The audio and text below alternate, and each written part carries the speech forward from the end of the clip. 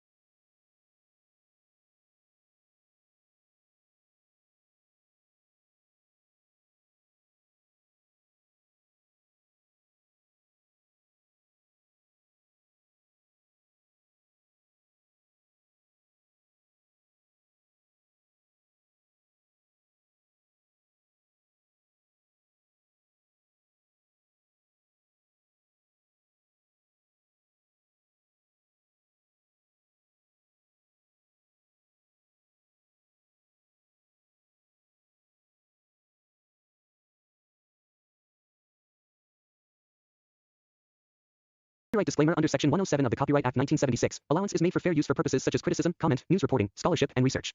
Fair use is a use permitted by copyright statute that might otherwise be infringing. Nonprofit, educational, or personal use tips the balance in favor of fair use. The Great Wall is a monumental cinematic undertaking that bridges Eastern and Western filmmaking traditions.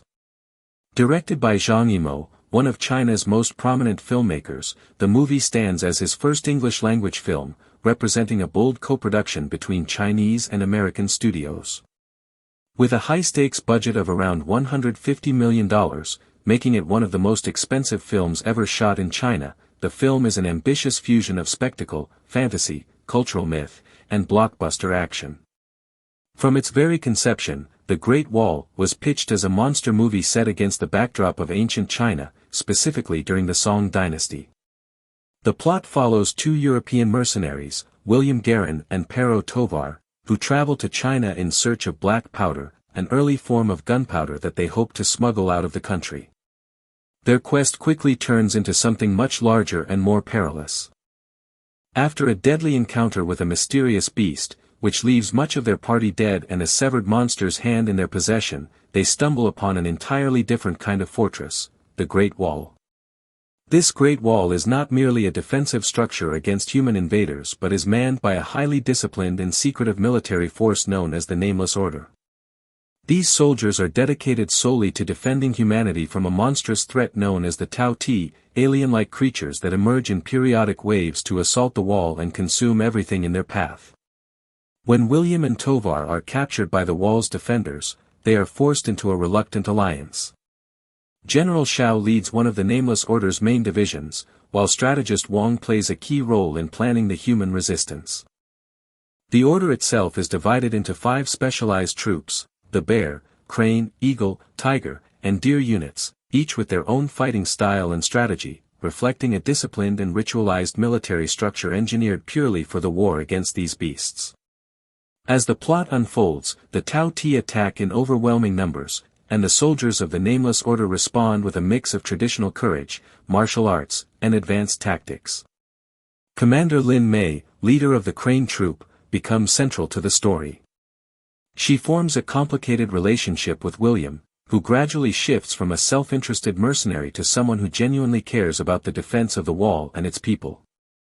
The movie builds up toward a climactic confrontation. William, Lin, and Wang devise a daring plan involving explosives, black powder rockets, and magnetized devices to trap and kill the Tao Ti Queen, the source of the Horde's power. In the final battle, there are significant sacrifices. Peng Yong, a soldier in the Bear Troop, gives his life to protect others. Wang and William ascend a tower under a barrage of attacks, and in a moment of high drama, Lin Mei's spear successfully breaches the Queen's defenses after William launches a magnetized explosive. Their calculated gamble pays off, the Queen is destroyed, the wave of beasts is neutralized, and the remaining Tao Ti are frozen, ending the immediate threat.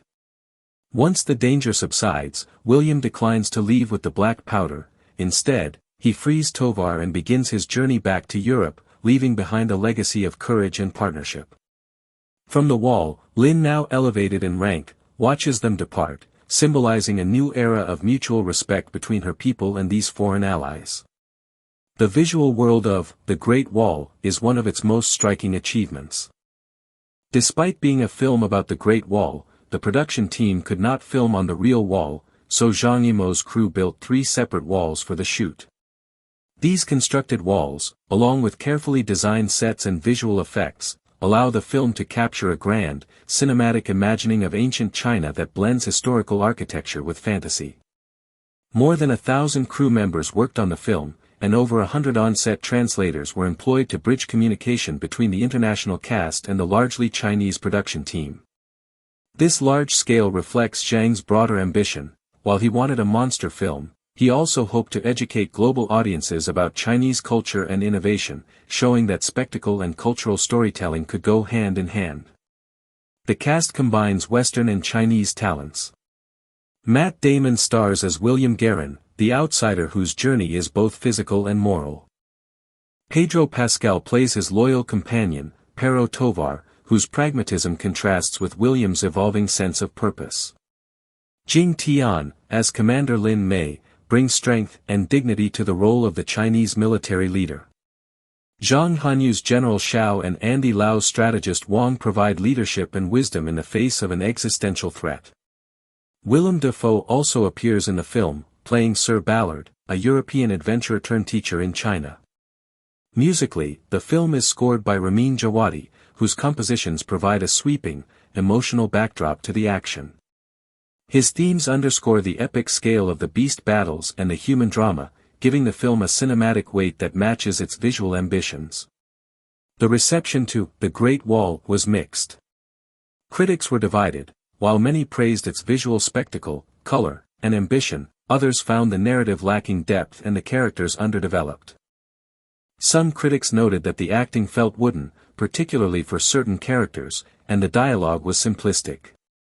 There was also significant controversy around casting. Matt Damon's lead role sparked accusations of whitewashing, as critics argued that inserting a white protagonist into a deeply Chinese story perpetuated a white savior narrative.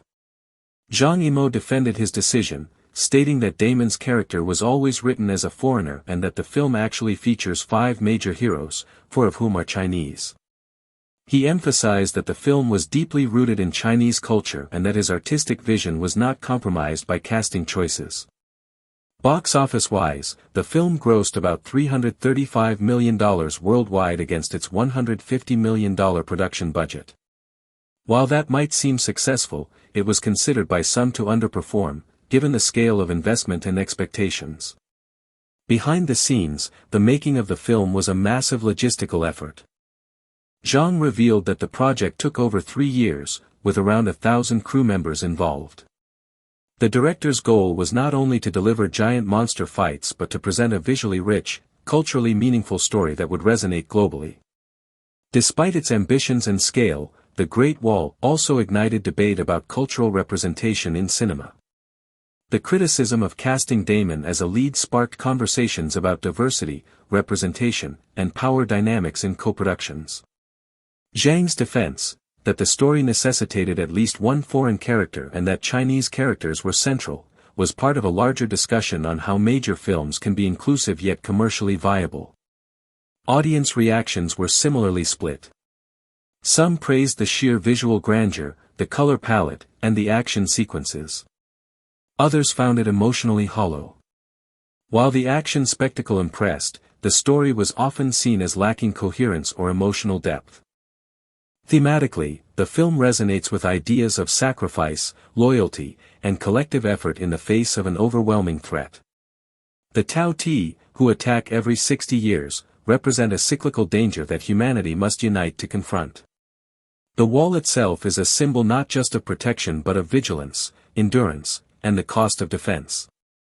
For William Guerin, the wall is not just physical but moral. His journey takes him from isolation and self-interest to camaraderie, responsibility, and purpose. Lin Mei, as a rising leader, embodies a bridge between rigid duty and compassionate strategy. Their alliance, forged in the fires of battle, suggests that true strength lies in collaboration, trust, and shared sacrifice. One of the more poignant aspects of the narrative is the sacrifice of Peng Yong, whose death is not just a dramatic moment but a moral testament to the selflessness required to defend one's home. Wang's death in the final act, while tragic, underscores the weight of sacrifice in leadership. The final battle is not just about brute force, it's an act of ingenuity, combining ancient tactics, early technology, and courage to destroy the queen and bring hope. Zhang Yimou's artistic vision is evident throughout. While the film is designed to appeal globally, it is deeply rooted in Chinese mythos and military tradition. His decision to construct entire walls rather than film on the real Great Wall underscores his commitment to creating a mythic space, not a documentary recreation. The production itself mirrored the film's theme of unity across divides. Even though The Great Wall did not escape criticism, it remains a significant cinematic experiment, a large-scale, cross-cultural fantasy epic that aimed to bridge Hollywood spectacle with Chinese narrative grandeur. It is a film about bridges, between people, cultures, and eras. William Guerin's transformation mirrors a larger theme, the possibility that disparate worlds, when united by a common purpose, can defend not just walls, but ideals. The legacy of the movie is complicated. On one hand, it pushed the boundaries of Chinese Western film collaboration, showing that a global blockbuster could be made in China with major Chinese creative leadership. On the other hand, it became a lightning rod for discussion about representation and the role of Western actors in films set in non-Western cultures. Zhang's defense, that the story necessitated a foreign hero and that Chinese characters were central, speaks to the balancing act required in co-productions. Critically, while some praised the visuals, many saw a missed opportunity in storytelling. The elaborate world-building and creature design did not always translate into deeply compelling character arcs or emotionally resonant dialogue. Audience reviews reflect this. Visually, the film is stunning, but many felt the human moments lacked substance. Financially, though it made hundreds of millions, the return was not enough to fully justify the massive budget. In China, where expectations for a homegrown epic were high, the performance was viewed with some disappointment despite strong production values. Ultimately, The Great Wall stands as a film of dualities, monster movie and cultural epic, Western star and Chinese ensemble, spectacle and critique. It is a film about bridges, between people, cultures, and eras. William Guerin's transformation mirrors a larger theme, the possibility that disparate worlds, when united by a common purpose, can defend not just walls, but ideals. In the end, whether The Great Wall is judged a success or a misstep may depend less on its box office or critical scores and more on its ambition, the attempt to tell a fantastical, globally relevant story rooted deeply in Chinese identity.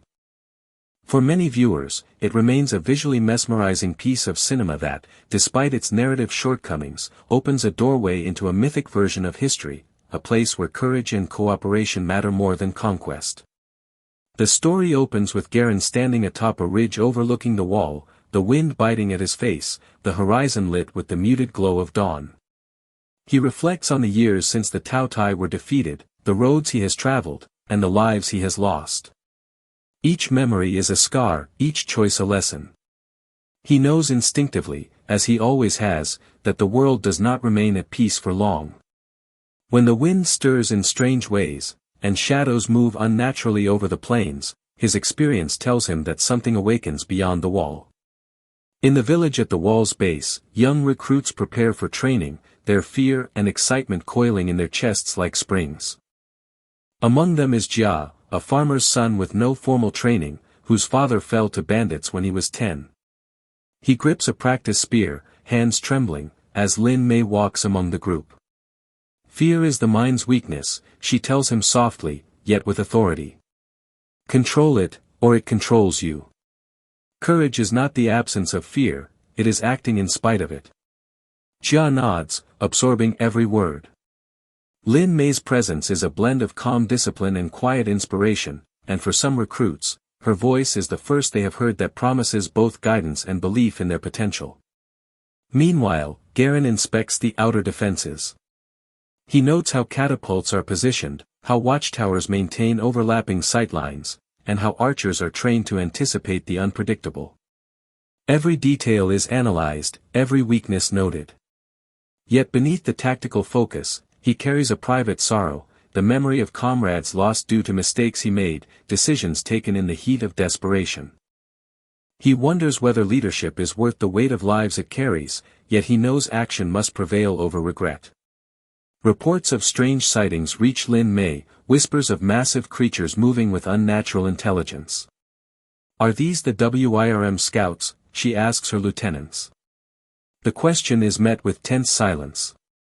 Even seasoned soldiers recognize that the legends of the celestial WIRM may be more than myth. Guerin observes the reactions, noting subtle hesitation, small signs of fear in the eyes of warriors trained to suppress it. He understands that the first battle will test not just physical skill but mental resilience. The first reconnaissance mission goes into the northern forest. Among the team is Lei, a young archer whose skill is rivaled only by her fear of failure. As the trees darken and shadows twist unnaturally, she grips her bow, heart hammering. A low rumble shakes the forest floor, and Lei instinctively fires, striking a massive armored limb. Her breath catches, the creature recoils, studying them with an almost sentient gaze. "It's learning," one of the scouts whispers. Lei's eyes widen. The realization is chilling: these are not mindless beasts, they are intelligent predators, capable of anticipating human tactics. Back on the wall, Lin Mei prepares the soldiers for the coming assault. She organizes units into layered formations, incorporating Garen's tactical knowledge with the Order's centuries-old strategies. She walks among the troops, observing young faces filled with terror, determination, and hope. She reminds them of their purpose, not as mercenaries, but as guardians of civilization. "Every life here matters," she says, "because what we do today will shape the world tomorrow." Her words resonate, planting seeds of courage that will blossom in the coming trials. The first confrontation occurs in a valley cloaked in mist. Garen leads a forward unit, swords glinting in the dawn light, as the ground quakes beneath the approach of the creatures. The first wave emerges, a serpentine monstrosity, scales shimmering, claws scraping rock. Soldiers fire, catapults launch, but the beasts adapt, splitting and flanking in coordinated attacks. Garen shouts commands, improvising maneuvers learned in distant lands, merging foreign tactics with the Order's precision. Amid the chaos, he witnesses courage. Lei fires arrows with deadly accuracy, Jia thrusts a spear into a creature's flank despite trembling hands, and veterans shield their comrades from certain death. As the battle intensifies, Lin Mei leads a unit to reinforce the southern gate. "We cannot let them break through," she calls. Her unit moves with synchronization honed over years, each soldier anticipating the next move. They meet a smaller group of creatures in a narrow pass. Lin Mei's sword arcs through the air, cutting a path, her movements precise and economical. Her leadership inspires the young recruits, their fear replaced with resolve, even as the creature's intelligence forces them to adapt in real time. Garen, meanwhile, delves deeper into the battlefield, facing one of the WIRM's elite scouts. The creature's armor is nearly impervious, its movements swift and calculated. Garen fights with improvisation, anticipating its feints, learning from its behavior. He parries, rolls, and strikes, each motion a lesson in survival. "You are not alone," he mutters to himself, recalling fallen comrades whose courage taught him the meaning of perseverance. With a final, precise strike exploiting a joint in the creature's armor, he brings it down. Victory is immediate but temporary, the WIRM's forces are many, and intelligence guides them. Deep beneath the mountains, in the hidden cavern, Lin Mei leads a small strike team to gather intelligence. The walls pulse with an otherworldly glow. Stalactites hang like jagged teeth, and skeletal remains of ancient predators litter the floor. The team pauses, listening to the faint, rhythmic vibrations beneath their feet. "It sleeps, but not peacefully," Lin Mei whispers. She traces carvings on the cavern walls depicting serpentine beasts and human warriors in eternal struggle. Each symbol reinforces the truth: this cycle has been repeated for centuries, and the creature's intelligence grows with each generation. The climax builds as the celestial WIRM awakens fully. It erupts from the caverns like a storm incarnate, its roar shaking the mountains, its scales shimmering like molten steel. Soldiers scramble, firing arrows, hurling fire, and swinging swords. The battlefield is chaos incarnate, dust, flame, and blood mix with the acrid scent of scorched earth. Garen and Lin Mei coordinate a desperate maneuver. "Distract it, draw its attention." Lin Mei shouts. "Now, Garen," he replies, moving through the fray, exploiting the WIRM's feints to find its weak points. Every character experiences their personal crucible. Jia learns to control fear, striking decisively and saving a comrade. Lei overcomes panic, firing a perfect volley that turns the tide of a smaller skirmish. Veterans confront grief and exhaustion, finding courage in moments of selflessness. The narrative focuses on human emotion amid epic spectacle, emphasizing the interplay of bravery, fear, and loyalty in shaping outcomes. The final confrontation occurs in the WIRM's lair, a cavern vast and alien. The creature's intelligence is palpable, it anticipates their moves, testing both skill and resolve. Garen and Lin Mei fight side by side, a blend of improvisation, strategy, and instinct. Lin Mei signals squads, coordinating attacks with precision. Garen exploits openings with calculated strikes, reading the WIRM's patterns. They work as one, not only as warriors but as embodiments of experience, leadership, and courage. Victory comes at cost. The wall endures, but scars of battle remain. Survivors rebuild, honor the fallen, and reflect on lessons learned. Garen mentors the new generation, passing wisdom born of pain, experience, and insight. Lin Mei strengthens the nameless order, ensuring knowledge, strategy, and morality endure. The WIRM retreats into the depths, hinting at future challenges, a reminder that vigilance is eternal. Cultural elements flourish post-war. Festivals, art, and storytelling commemorate bravery and impart lessons. Scholars record tactics and mythology, integrating knowledge across civilizations. Garen departs on a personal journey, spreading insight and experience abroad, while Lin Mei remains to maintain the wall and train future warriors. The wall itself stands as living history, a monument to resilience, unity, and foresight. In closing, the narrative emphasizes philosophical reflection. Humanity is fragile yet resilient, capable of adaptation, moral reasoning, and courage under pressure. Every battle, loss, and triumph reinforces that heroism is measured not only in feats but in mentorship, moral clarity, and the capacity to inspire others. The Great Wall too becomes a story of legacy, strategy, culture, and the eternal struggle against forces beyond comprehension, leaving a cinematic imprint of both awe and introspection. After the initial confrontation with the Phoenix entity and its supporting Tao Tai, the Nameless Order begins a systematic analysis of the battlefield, both above and below the wall. This analysis reveals patterns in Tao Tai behavior previously unnoticed. Smaller Tao Tai operate as scouts and communication nodes, emitting signals that coordinate larger attacks. Medium-sized enforcers act in synchronized waves, exploiting openings and attempting to overwhelm defenses through sheer numbers. Heavy siege-class Tao Tai, including armored brutes, focus on structural damage, often requiring multi-unit engagement to neutralize. Understanding this hierarchy allows the Order to allocate resources efficiently, concentrate firepower where needed, and anticipate enemy movements. William Garen, Lin Mei, and Tovar collaborate on this analysis, blending empirical observation with battlefield intuition, demonstrating the fusion of experience, intelligence, and adaptive leadership. The Order's weapons are optimized to counter specific types of Tao Tai.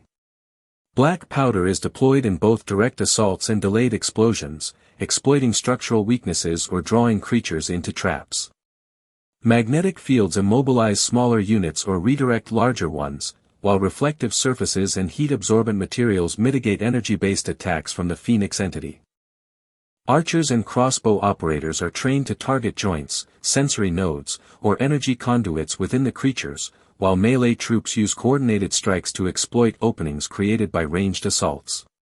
Each unit's specialization is critical. A lapse in coordination could result in catastrophic failure, reinforcing the theme that victory relies on the seamless integration of all elements. The Phoenix entity's regenerative and adaptive abilities introduce an additional layer of complexity. Unlike Tao Tai, it can recover from physical trauma, manipulate fire and energy, and create temporary illusions of itself to confuse the Order's soldiers.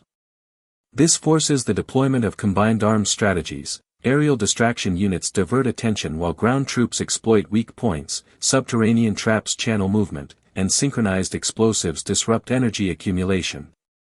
William and Tovar experiment with hybrid tactics, combining traditional Order methods with novel strategies inspired by their Western knowledge, such as leveraging kinetic momentum and creating decoy sequences to trick the creature's perception.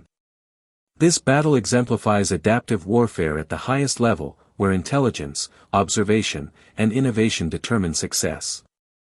Character contributions are meticulously detailed during these engagements. William Garen acts as a field strategist, adapting to unexpected behavior in real time and coordinating between disparate units. Lin Mei maintains overall command, assessing risks, reallocating resources, and ensuring soldiers' morale remains intact. Tovar monitors logistics, ensures rapid communication between sectors, and implements contingency plans. New recruits, while inexperienced, are trained to observe patterns and act as flexible support units, performing reconnaissance, decoy operations, and auxiliary attacks.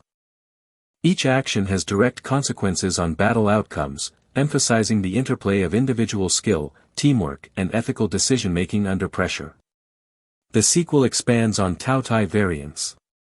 In addition to standard scouts, enforcers, and siege-class units, there are stealth-adapted Taotai capable of camouflaging against natural and artificial terrain, ambushing small groups, or disrupting communication lines. Amphibious Taotai exploit water channels and flooded tunnels, forcing the order to adapt with specialized units trained for aquatic combat. Flying Taotai complement the Phoenix entity, providing aerial harassment and creating layered threats that challenge even experienced soldiers.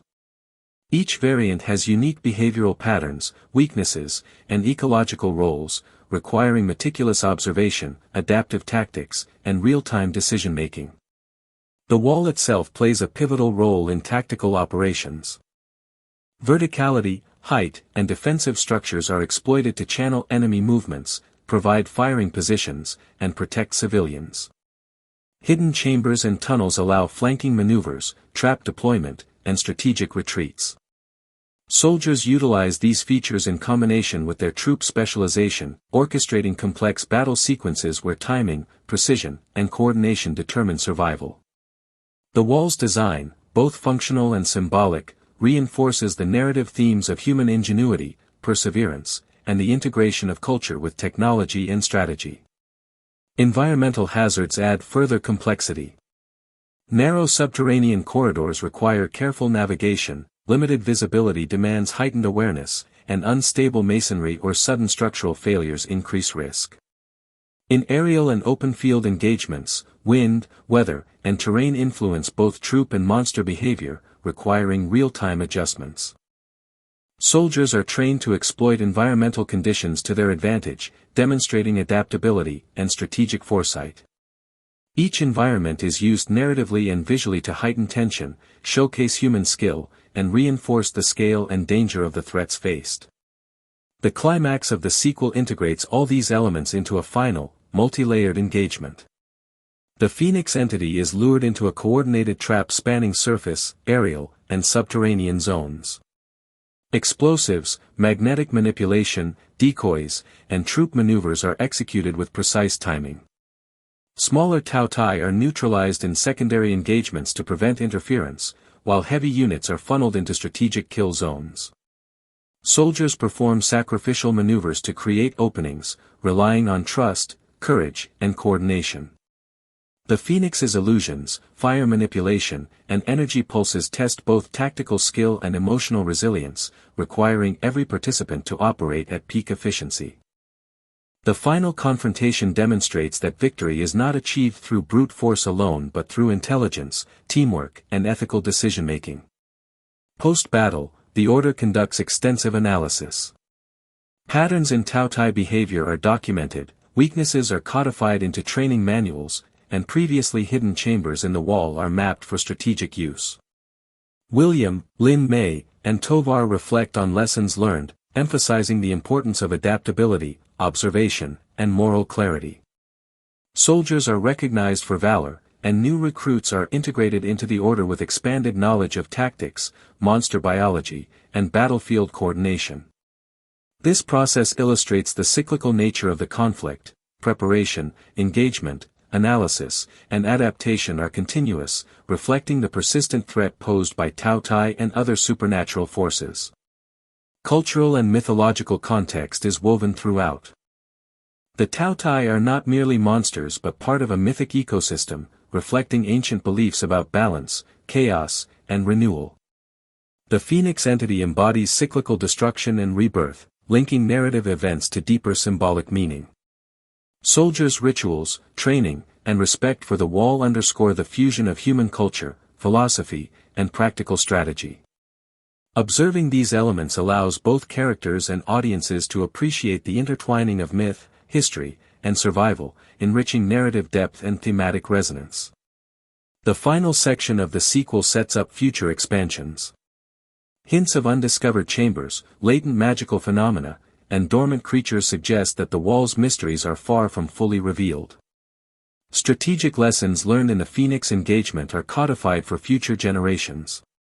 Relationships among returning characters deepen, reflecting growth, mentorship, and emotional resilience.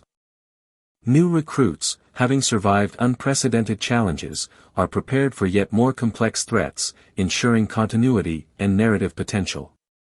This provides a foundation for future stories, cinematic expansions, or multimedia adaptations within a coherent universe. The integration of detailed battle mechanics, monster behavior, wall engineering, and character arcs creates a fully realized fan Bible. Each element is interconnected, demonstrating the interplay of intelligence, courage, strategy, and moral responsibility. The combination of visual spectacle, emotional depth, and mythological resonance ensures that the narrative is immersive, coherent, and expansive, providing a blueprint for storytelling that extends far beyond a single film. Within the Nameless Order, each troop is defined not only by their combat role but also by their symbolic and narrative significance. The Bear Troop, for instance, represents raw strength, resilience, and the physical embodiment of courage. General Shao, their leader, is a figure of authority whose strategic mind complements his formidable combat prowess. His character reflects the virtues of steadfastness and reliability, traits highly valued in both historical and mythical representations of military leaders. The Bear Troop often serves as the backbone of the wall's defense, engaging the Tao Tai in close combat, absorbing the initial onslaught of attacks, and holding the line against overwhelming numbers.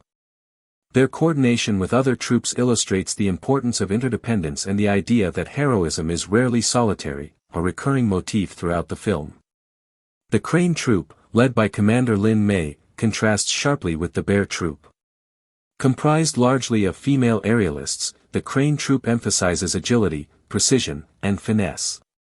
Lin Mei herself is depicted as intelligent, adaptable, and exceptionally skilled, combining leadership with hands-on involvement in combat.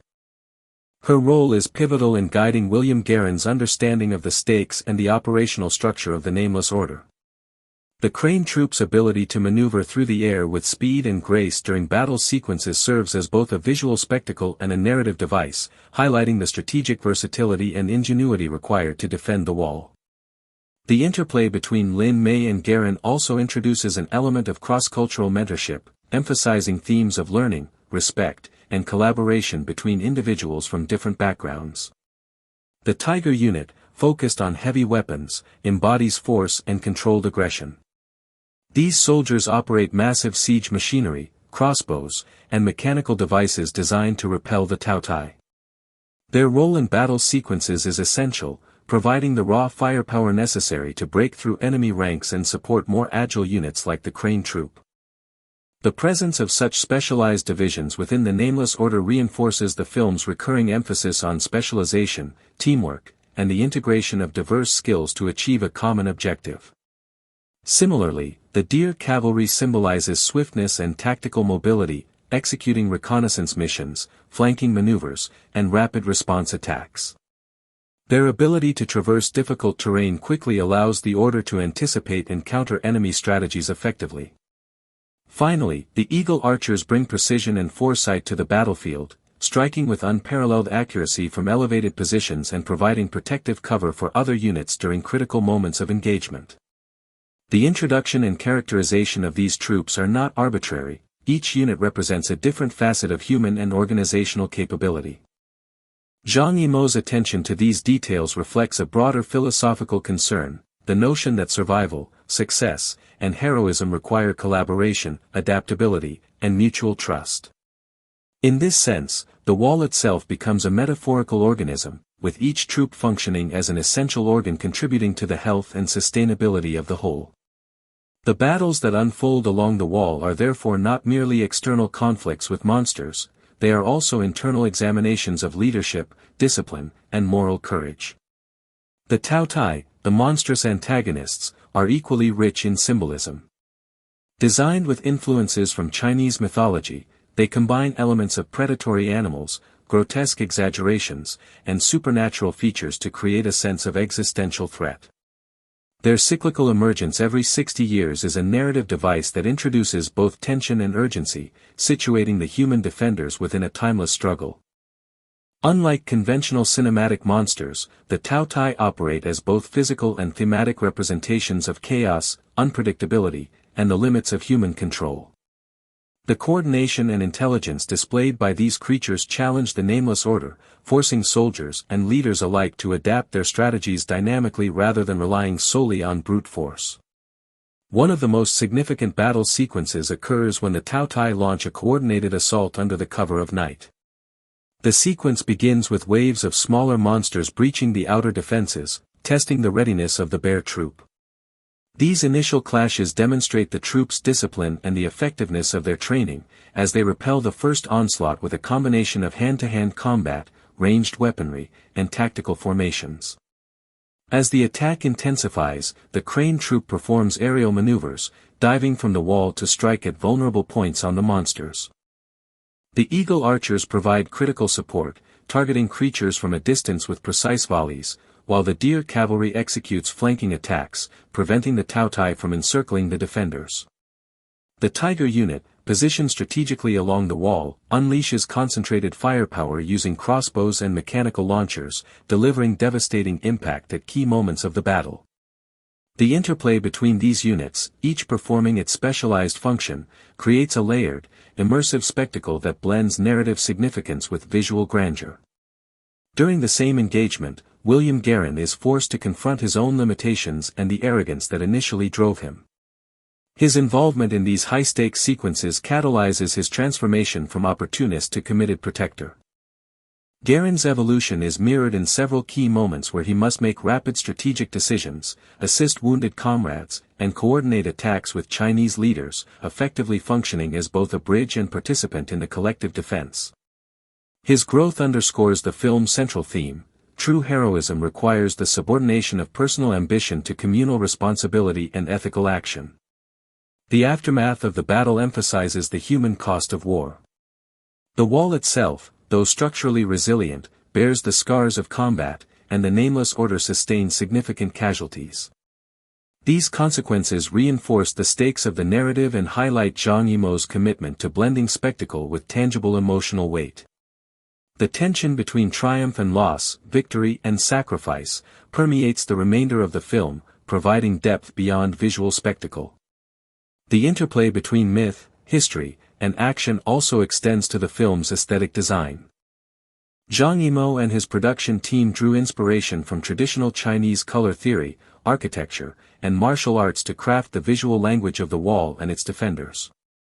Color-coded uniforms, distinct troop designs, and the careful choreography of combat sequences are all deliberately orchestrated to communicate character identity, strategic function, and thematic resonance. Cinematography emphasizes scale, movement, and spatial relationships, with sweeping shots of the wall conveying both its monumental physicality and symbolic significance as humanity's first line of defense against chaos. The battlefield of the wall is divided into multiple zones, each with distinct environmental characteristics and strategic importance. The upper battlements serve as the primary line of defense, where long-range units like the Eagle Troop and specialized archers maintain vigilance. These elevated positions allow for early detection of approaching Tao Tai and provide vantage points for ranged assaults.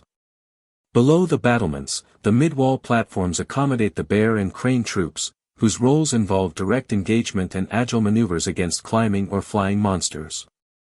The base of the wall, including outer courtyards and gate areas, is the domain of the deer troop and auxiliary units, responsible for rapid response, interception, and protection of non-combatants.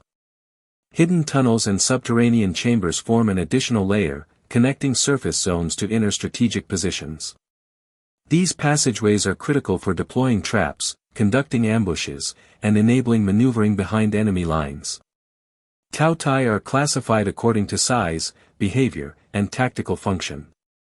Scout-class Tao Tai are smaller, agile, and primarily tasked with reconnaissance.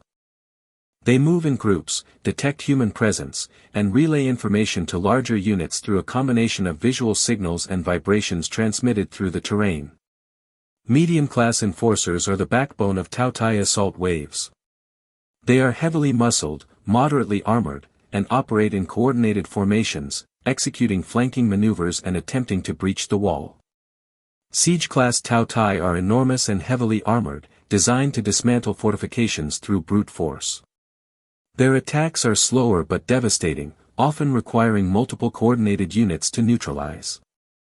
Each class exhibits unique patterns, weaknesses, and methods of counterattack, necessitating adaptive strategies from the order. The Phoenix entity, apex predator of the sequel, exhibits extraordinary abilities that redefine the battlefield. It can manipulate fire, emit energy pulses, create temporary illusions, and regenerate from substantial damage. Supporting flying Taotai accompany it, providing distraction and harassment, while ground-based creatures enforce containment or channel movement. Environmental manipulation, such as igniting combustible areas or generating heat waves, creates additional hazards. Successful engagement requires multi-layered strategies combining surface assaults, aerial maneuvers, and subterranean traps.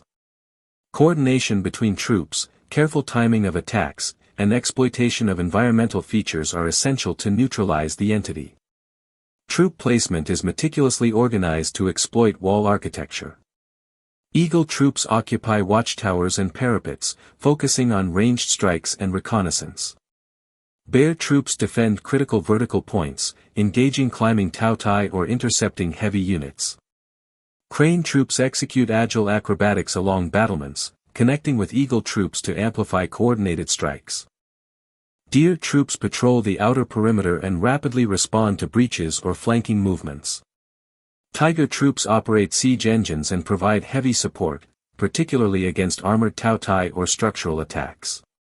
Each troop's position is interdependent. Failures in coordination can result in vulnerabilities exploited by intelligent or adaptive creatures. Subterranean tunnels serve as strategic choke points and ambush sites. Narrow passages restrict movement, favoring smaller, agile units and enabling traps to maximize effect. Explosive devices are deployed in bottlenecks to disrupt medium or siege-class Taotai, while magnetic fields immobilize metallic-sensitive creatures. Observation points within tunnels allow for real-time assessment of enemy movement, guiding surface and aerial troop maneuvers. These zones are also essential for maintaining supply lines, relocating reinforcements, and conducting retreats when necessary, emphasizing the wall's role as a multidimensional strategic structure. Each monster's interaction with the wall is influenced by its biology and behavior. Scout-class Taotai avoid direct combat but exploit weak observation points. Medium enforcers focus on structural vulnerabilities, often coordinated by apex predators or the Phoenix entity. Siege-class Taotai batter gates, parapets, and towers, using strength and weight to compromise defenses. The Phoenix entity's energy manipulation bypasses traditional physical constraints, requiring novel countermeasures like reflective shields, synchronized troop strikes, and multi-directional trap deployment.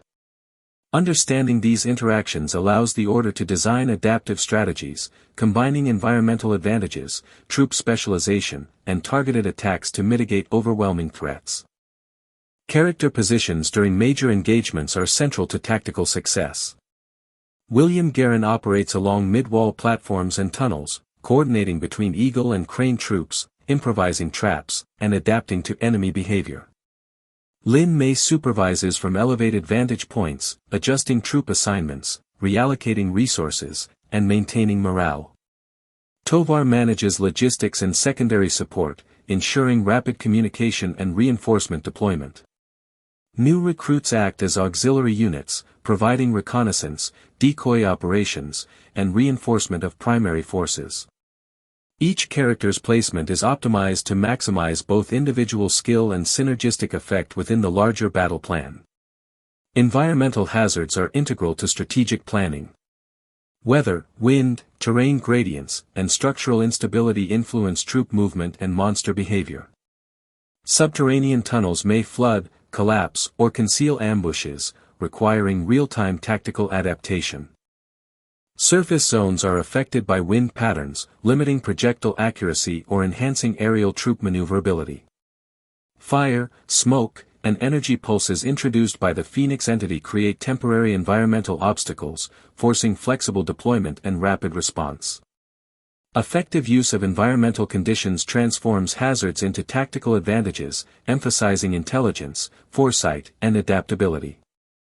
The comprehensive taxonomy and battle map reveal the intricate balance between human strategy and monster behavior. Each element, troop placement, monster type, environmental hazard, wall architecture, and character action, interacts dynamically, creating a multidimensional strategic environment.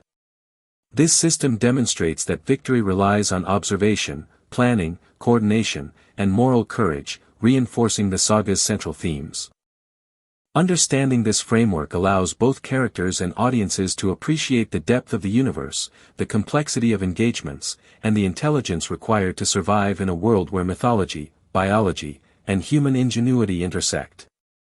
The Great Wall is not merely a movie, it is an ambitious attempt to marry two distinct cinematic worlds, merging the artistry and cultural depth of Chinese filmmaking with the spectacle-driven conventions of Hollywood blockbusters. At its core, it is a story about confrontation, both external and internal, where humans stand against forces that are alien, monstrous, and seemingly unstoppable, yet where the battle is also within themselves, as characters grapple with fear, morality, and loyalty. The director, Zhang Yimou, had long been celebrated in China and internationally for his visually arresting films, which often explored human emotion against the backdrop of social and historical upheaval. His works were notable for their meticulous attention to color, composition, and symbolic imagery. With The Great Wall, he embarked on a project that would challenge his craft in unprecedented ways, requiring him to navigate the pressures of a global blockbuster while remaining faithful to the narrative and visual aesthetics he cherished. The conceptualization of the film began as a hybrid between Western monster movies and Eastern historical epics.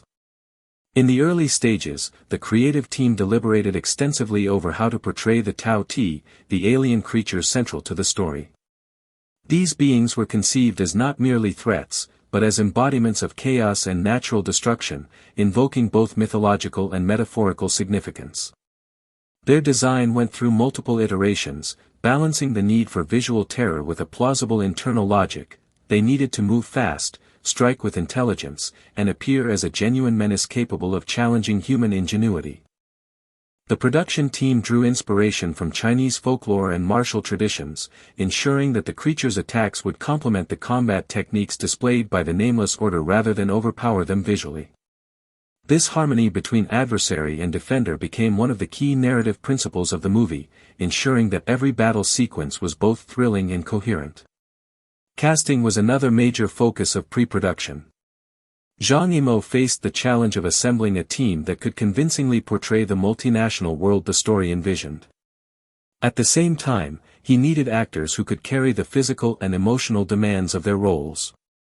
Matt Damon was approached early in the process, his participation bringing instant global recognition to the project. His character, William Dafoe, was specifically written as a European outsider to provide a lens for Western audiences entering this fantastical Chinese world. Pedro Pascal's casting as Pero Tovar offered both a foil and a companion for William, creating a dynamic that combined humor, tension, and the gradual evolution of loyalty. These two characters serve as the audience's guide through the unfamiliar culture, architecture, and strategies of the Nameless Order. However, the director balanced their roles carefully, ensuring that they were not overshadowing the Chinese characters, particularly Commander Lin Mei, whose leadership and tactical brilliance are central to the narrative. The construction of the Great Wall on set was an undertaking of extraordinary scale. Zhang insisted on building 3 distinct segments of the wall, each meticulously detailed to reflect architectural variations across regions and the passage of time. These walls were not just physical structures, they were narrative devices, symbolizing resilience, history, and human ingenuity. The actors were required to navigate these massive structures during intense combat sequences, often performing complex choreography while engaging in dialogue, emphasizing the tension between human skill and physical endurance. The walls were also enhanced digitally, with additional extensions and environmental effects, creating the illusion of a wall that stretches beyond the horizon, merging seamlessly with mountains, valleys, and imagined fortresses. The depiction of the nameless order itself was layered with symbolism and ritual. Each troop within the order had its own fighting style, uniform color, and signature weaponry, creating a visual language that audiences could quickly interpret. The Bear Troop embodied strength and brute force, whereas the Crane Troop, led by Lin Mei, represented speed, precision, and disciplined strategy. The Eagle, Tiger, and Deer troops each offered unique contributions to the defense of the wall, demonstrating the philosophy that a successful community requires a balance of different strengths, skills, and perspectives.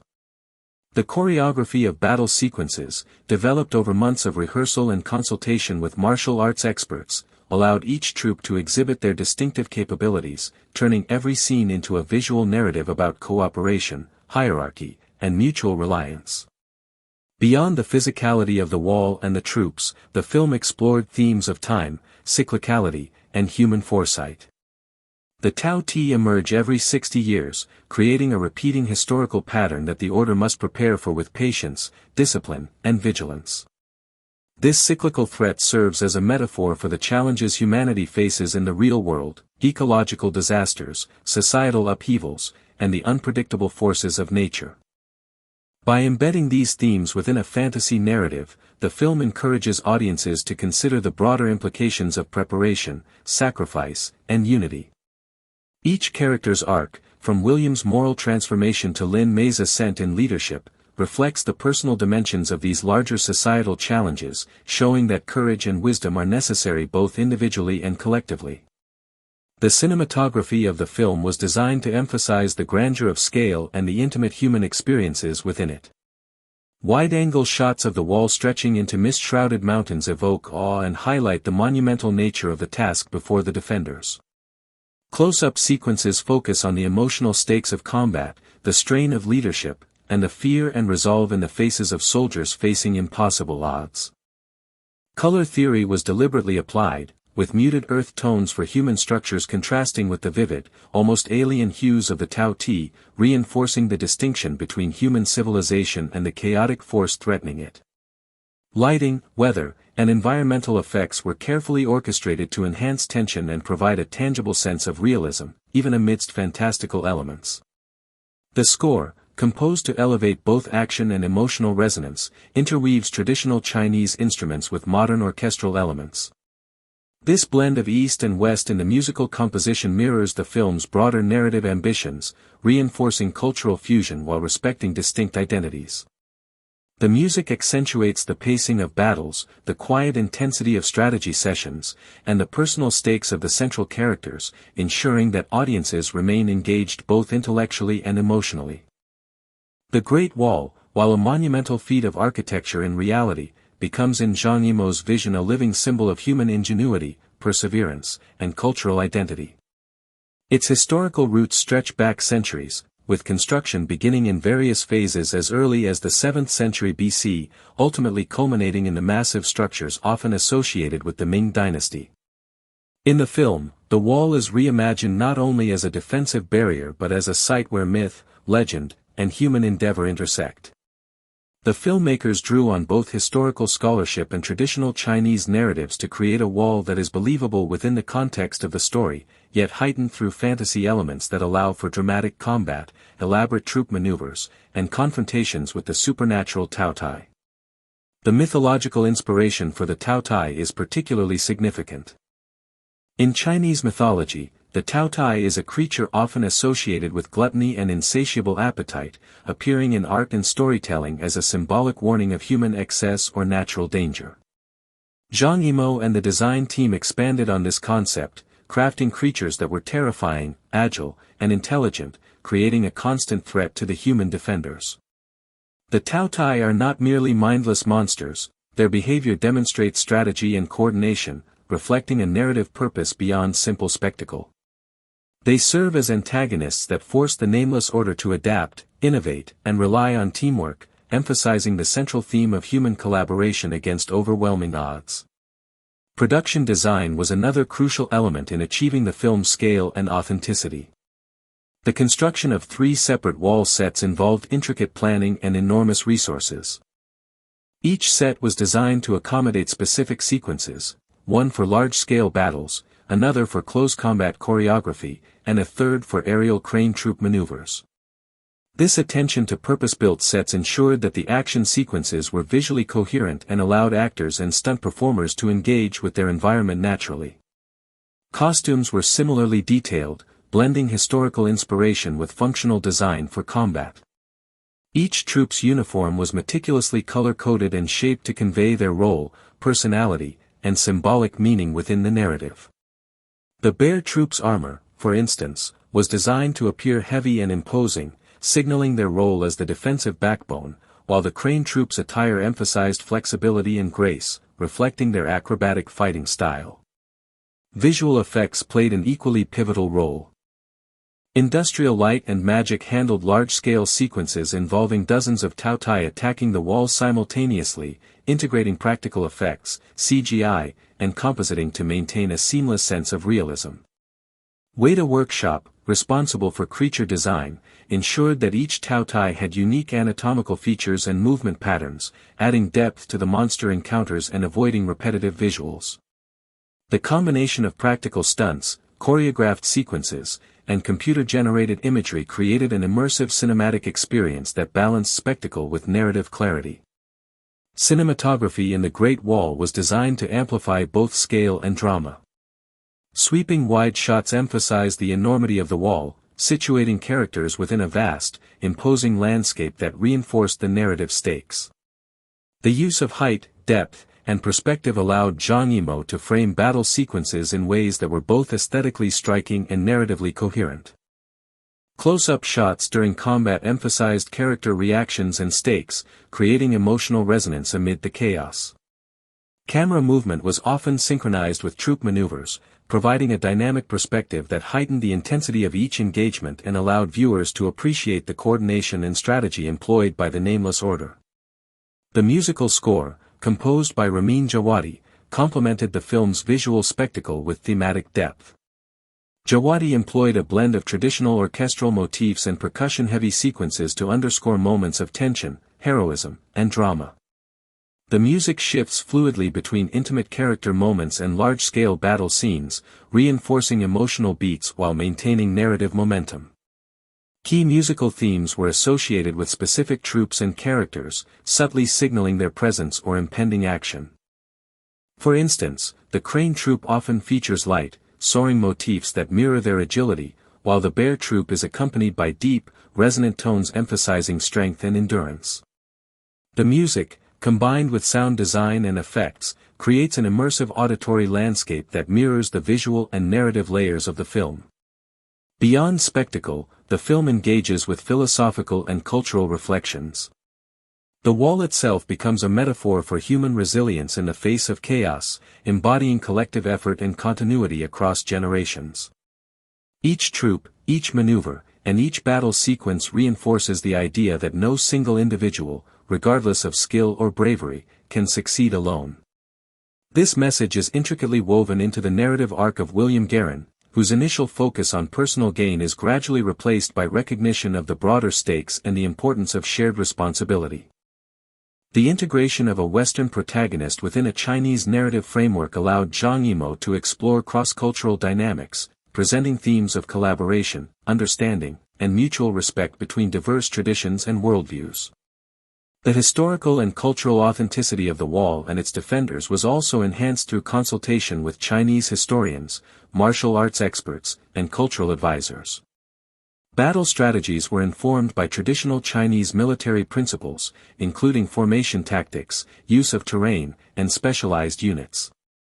These details, while dramatized for cinematic purposes, lend credibility and depth to the combat sequences, grounding them in a recognizable tradition that resonates with audiences familiar with both history and mythology. By combining factual inspiration with creative license, Zhang Yimou achieved a balance that allowed the story to be fantastical yet believable, epic yet emotionally engaging. Audience reception reflected the ambitious nature of the project. While some critics focused on perceived narrative shortcomings or the controversial casting choices, others praised the visual storytelling, production design, and technical achievement. Viewers noted the film's attempt to bridge Eastern and Western cinematic sensibilities, blending Hollywood-style action spectacle with a Chinese mythological framework. This cross-cultural aspect, while subject to debate, represents a significant evolution in global cinema, illustrating the possibilities and challenges inherent in multinational co-productions and culturally hybrid narratives. The combination of visual effects, music, production design, choreography, and thematic ambition in The Great Wall makes it a noteworthy study in contemporary cinema. Each component contributes to a layered, immersive experience that invites analysis from multiple perspectives: historical, cultural, cinematic, and mythological.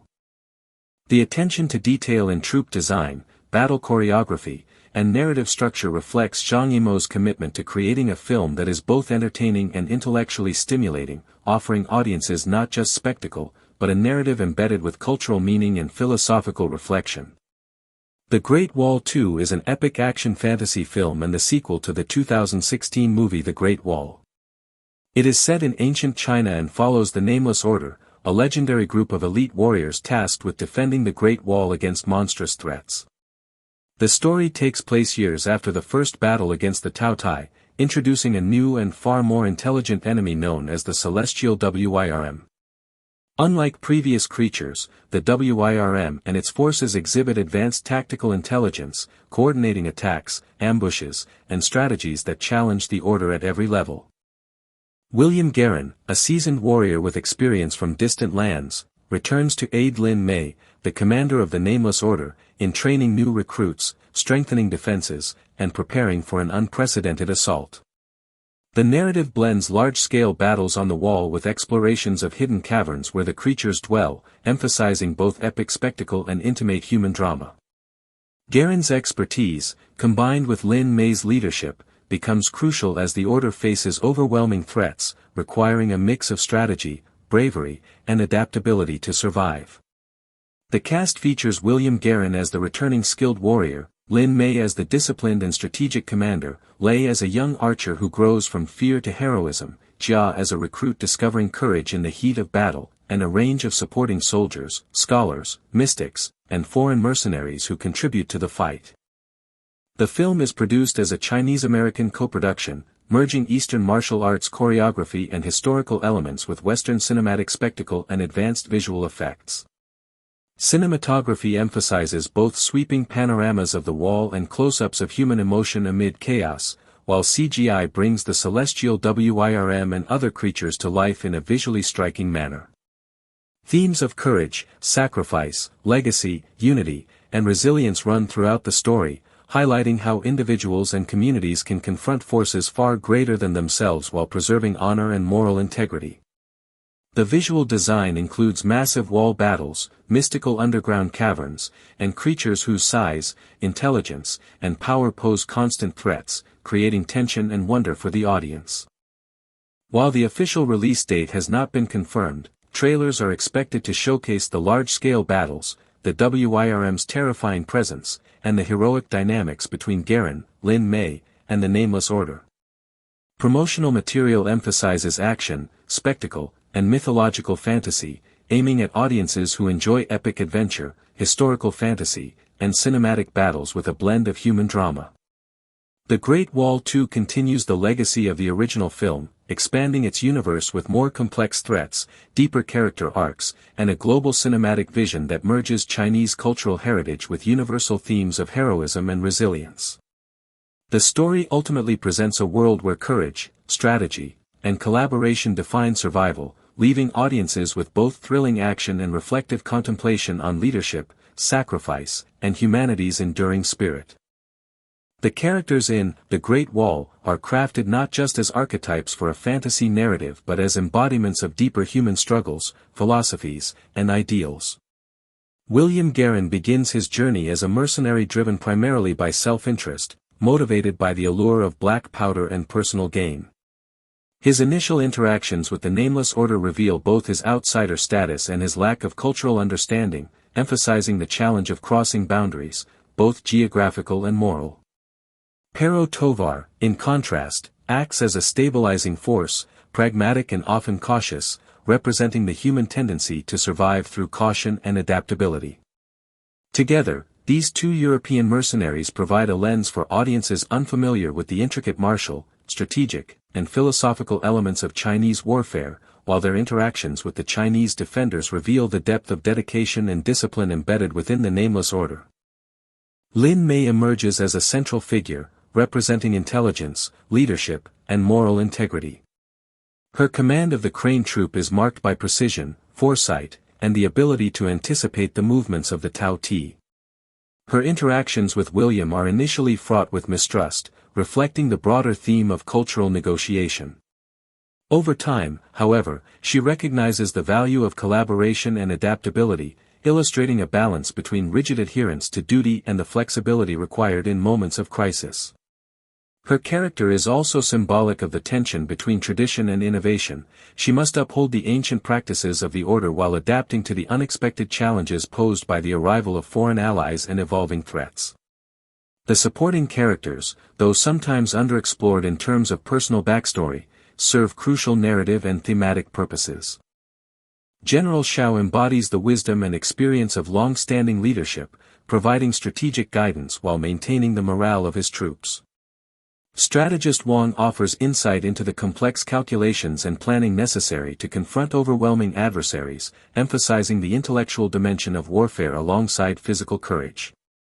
Peng Yong and other members of the Bear Troop illustrate the human cost of heroism, their sacrifices underscoring the theme that individual bravery is inseparable from collective responsibility. Each of these characters contributes to a layered depiction of communal effort, where the survival of society depends on the coordinated strengths and sacrifices of its members. The Tao Ti themselves are not mere monsters but represent a complex fusion of fear, inevitability, and natural order. Their cyclical emergence every 60 years introduces a narrative rhythm that mirrors historical patterns of calamity and renewal, suggesting a philosophical meditation on time, resilience, and the impermanence of human endeavors. The Queen, as the apex of the Tao Ti hierarchy, embodies both intelligence and primal aggression. Her destruction is pivotal not only as a narrative climax but as a symbolic act of reclaiming human agency in the face of cyclical natural threats. The strategic approach to confronting the Tao Ti, including the use of black powder and coordinated troop maneuvers, reflects the interplay of innovation and discipline, illustrating the human capacity to confront chaos with ingenuity and unity.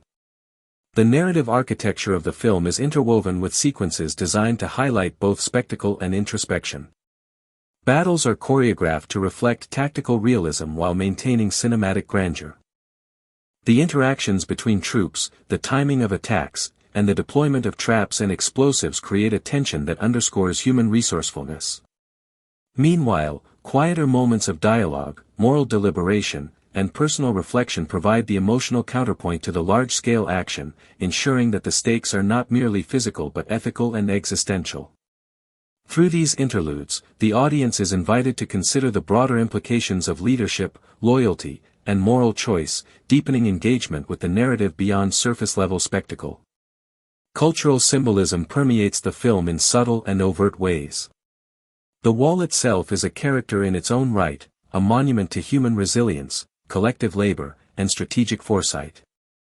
Its construction, scale, and permanence contrast sharply with the fleeting, violent incursions of the Tao Ti, reinforcing a thematic tension between transience and endurance. The order and ritual within the Nameless Order reflect broader philosophical principles embedded in Chinese history and martial traditions, including discipline, hierarchy, and moral accountability. By emphasizing these elements, the film situates its fantastical narrative within a framework of cultural authenticity, offering audiences a lens through which to appreciate the integration of myth, history, and artistic imagination. Behind the scenes, the production process was equally monumental, requiring coordination across multiple departments, languages, and cultural practices. The international cast and crew had to navigate complex logistical challenges, from the construction of massive sets to the synchronization of combat choreography with visual effects. Special attention was given to training actors in martial techniques appropriate to their characters, ensuring that physical performances aligned with the narrative's depiction of skill, discipline, and strategy. The extensive use of stunt performers, combined with digital augmentation, allowed for sequences that were both realistic and visually extraordinary, pushing the boundaries of what could be achieved in a large-scale fantasy epic. The integration of visual effects with practical sets was critical to creating the film's immersive world. The Tao Te were designed using advanced motion capture technology to convey a sense of otherworldly movement while maintaining anatomical plausibility. These creatures interact seamlessly with live-action actors and practical effects, creating a continuity that enhances believability. The film's post-production phase involved months of meticulous compositing, rendering, and sound design, ensuring that the final product would convey both spectacle and emotional resonance. Environmental effects, including storms, mist, and dynamic lighting, were carefully calibrated to enhance the narrative's tension and dramatic impact. Audience reception highlighted the tension inherent in a film attempting to straddle two cinematic traditions. While viewers praised the grandeur, color, and ambition of the film, some critiqued its narrative pacing and the depth of character development. Nevertheless, many appreciated the film's efforts to integrate Chinese cultural and historical motifs with universally accessible themes of heroism, sacrifice, and resilience. The dialogue between spectacle and morality, action and reflection, elevated the film beyond mere entertainment, inviting contemplation of the philosophical and ethical dimensions of human endeavor. The conversation surrounding casting choices also amplified public engagement, prompting broader discussions about representation, narrative authority, and the global dynamics of storytelling. The thematic resonance of the film is reinforced by its depiction of sacrifice. Individual acts of bravery, particularly those by Peng Yong and other secondary characters, illuminate the cost of defending civilization and preserving collective values. These sacrifices are depicted not as gratuitous but as necessary components of the larger moral narrative, emphasizing the interconnectedness of personal choice and communal survival. Leadership, as exemplified by Lin Mei, General Xiao, and strategist Wang, is shown as a balance between tactical acumen and ethical responsibility, reinforcing the idea that heroism involves both strategic thinking and moral courage. The transformation of William Guerin from opportunist to committed defender serves as a microcosm for the film's broader philosophical inquiry into moral evolution. His journey reflects the possibility of personal growth when individuals confront circumstances that demand integrity, cooperation, and selflessness. His evolving relationship with Lin Mei and the Nameless Order underscores the potential for cross-cultural understanding and collaboration, illustrating that human values, courage, loyalty, and ingenuity, transcend geographical and linguistic boundaries. The sequence begins with the first approach of the Tao Te to the wall. Scouts from the Nameless Order detect faint vibrations in the northern plains, indicating movement beyond the tree line. Smaller scout-class Tao Te move ahead of the main group, testing for human presence and identifying weak points in the outer perimeter. Eagle troops stationed atop watchtowers immediately observe anomalies and relay information to Lin Mei, who begins coordinating troop placement. The Bear troop takes defensive positions along lower battlements, prepared to engage climbing monsters, while the Deer troop patrols the base of the wall, ready to intercept flanking maneuvers. The first wave of Tao Te attacks occurs at dusk, exploiting the low visibility provided by the setting sun. Scout-class creatures dart forward to probe defensive points, while medium enforcers follow in coordinated formations, attempting to climb the wall at multiple locations simultaneously. Siege-class Tao Te focus on gates and weaker masonry, battering against fortifications with sheer weight. William Guerin and Tovar observe the unfolding battle, improvising magnetic traps and black powder devices to immobilize several enforcers and protect critical battlements. The Crane troop executes acrobatic strikes along vertical surfaces, creating openings for ranged attacks by the Eagle troop. As the first wave is repelled, the Tao Te retreat temporarily, regrouping beyond the tree line. The Nameless Order analyzes patterns in the attack, noting that smaller scouts relay tactical information, suggesting a hierarchy in enemy coordination. Reinforcements are dispatched to weak points, and additional traps are laid in anticipation of the next assault. Subterranean tunnels are monitored, ensuring that creatures do not exploit hidden passages to bypass surface defenses. Lin Mei and strategist Wang coordinate troop rotations, maintaining vigilance while allowing fatigued soldiers to rest, demonstrating the importance of both human endurance and strategic foresight. The second wave of attacks occurs under the cover of night. Medium-class enforcers attempt climbing maneuvers near the central gate, using synchronized strikes to overwhelm defenders. Smaller scouts create distractions, diverting the deer troop from critical choke points. Siege-class Taotai focus on battering towers supporting Eagle troops, attempting to disrupt long-range fire. William Guerin and Tovar implement secondary traps using magnetic fields and timed explosions to counter coordinated movements, exploiting identified weaknesses in Taotai formation. Crane troops execute aerial acrobatics to disable climbing units, while bear troops engage directly to prevent breaches. Subterranean skirmishes intensify during this night engagement. Smaller Taotai enter tunnels to bypass surface defenses, encountering agile crane and bear troops who exploit narrow corridors and bottlenecks.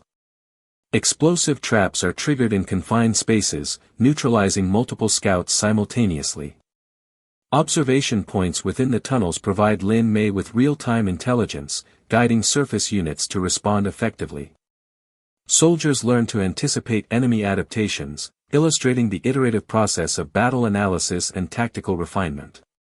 The climax of the original film's conflict arises with the Taotai Queen's emergence. Towering and intelligent, she coordinates smaller units to distract troops while she attempts to breach the wall directly. Explosions, coordinated archery, and synchronized troop strikes are used to channel her movement toward a trap designed by William and Lin Mei.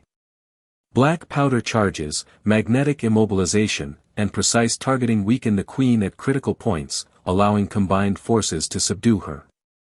The sequence demonstrates multidimensional combat, where intelligence, observation, and adaptive strategy outweigh brute strength alone. Following the Queen's defeat, the wall enters a period of reconstruction and reinforcement, preparing for potential future threats. The Nameless Order documents tactics, troop coordination, and monster behavior, creating a training framework for new recruits. William Guerin integrates Western techniques with the Order's traditional methods, enriching strategic diversity. Tovar's logistical and improvisational skills are codified into operational procedures, ensuring that lessons learned are systematically preserved. The sequel's battle timeline begins with reports of unusual disturbances in northern territories beyond the wall. Scouts detect movement of a previously unknown entity, the Phoenix, alongside supporting flying and ground-based Taotai. Eagle troops are deployed to high vantage points for reconnaissance, while bear and crane troops prepare for coordinated engagements.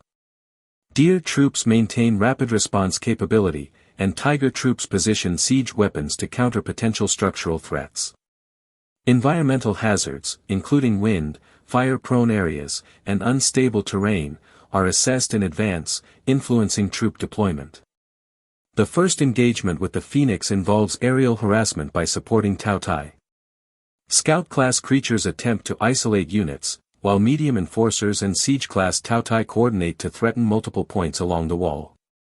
The Phoenix manipulates fire and energy pulses, creating temporary barriers and illusions to confuse defenders. William Guerin deploys hybrid strategies, combining black powder, decoys, and precision targeting to exploit momentary vulnerabilities. Lin Mei supervises multi-layered coordination, while Tovar ensures rapid communication between surface, aerial, and subterranean units.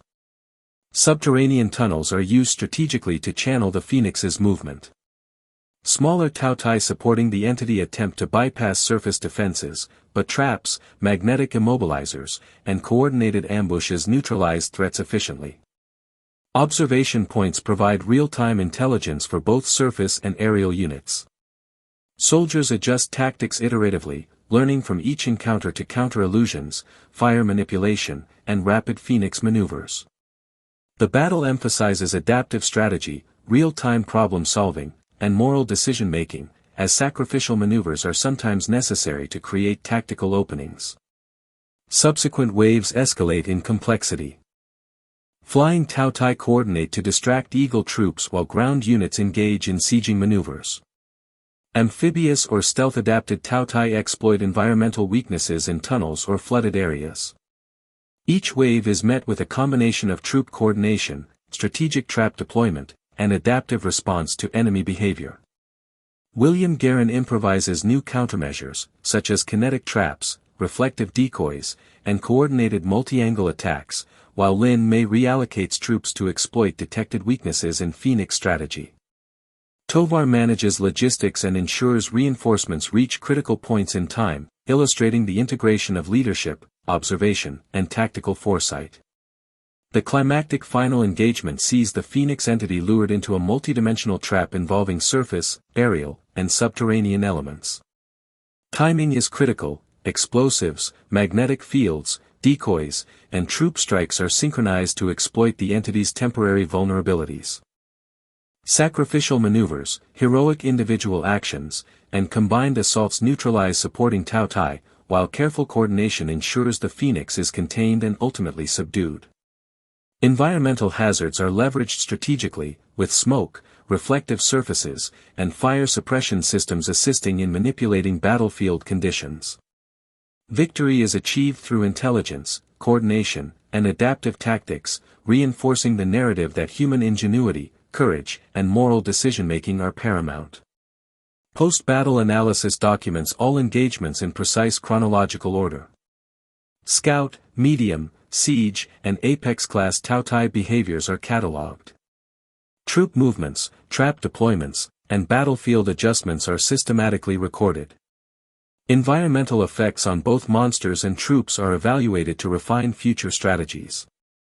Characters' individual contributions are analyzed for effectiveness, highlighting lessons in leadership, adaptive problem-solving, and coordination under stress. These records form the basis for continuous improvement in defensive strategy, ensuring the wall remains prepared for new or unknown threats. The battles within the Great Wall are not merely visual spectacles, they are carefully constructed narratives that reveal character, strategy, and thematic depth. Each engagement with the Tao Tai serves to challenge the characters both physically and morally, forcing them to make choices that define their arcs and illuminate the central themes of heroism, collaboration, and sacrifice. The opening battle, which occurs shortly after Willem Dafoe and Pedro Tovar arrive in China, establishes the stakes and introduces the audience to the terrifying power of the Tao Tai. The mercenaries, expecting to profit from their mission, are quickly overwhelmed by the monster's speed, strength, and ferocity. This early sequence serves as a narrative device to demonstrate that personal ambition is insufficient in the face of existential threats, setting the stage for Garen's transformation. As the film progresses, the first coordinated attack on the wall provides a masterclass in cinematic battle choreography. The Nameless Order deploys its troops in layered formations, each unit performing specialized roles. The Bear Troop absorbs the initial wave of attacks, using brute strength to hold the line and protect more vulnerable units. Their combat techniques combine martial arts principles with historical siege tactics, emphasizing the importance of discipline and resilience. The Crane Troop, with their aerial maneuvers, targets the Tao Tai's weak points, executing dives and precision strikes that demonstrate both skill and courage. These sequences highlight the interplay between different fighting styles and the necessity of synchronization, illustrating Zhang Yimou's belief that heroism is inseparable from teamwork. The Eagle Archers play a critical role in maintaining strategic advantage, targeting key monsters to prevent them from overwhelming other units. Their precision requires not only skill but also deep understanding of battlefield dynamics, reinforcing the film's theme that knowledge and foresight are as essential as physical prowess. The Deer Cavalry's flanking attacks create mobility and flexibility, allowing the Nameless Order to adapt to the unpredictable movements of the Tao Tai. Meanwhile, the Tiger unit's heavy weaponry delivers devastating impact, breaking through enemy ranks and providing critical support during moments of crisis.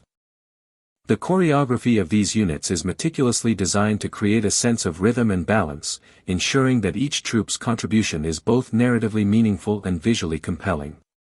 Within these battle sequences, character development is deeply interwoven with action. Willem Dafoe, initially motivated by self-interest, is forced to confront his limitations and moral priorities.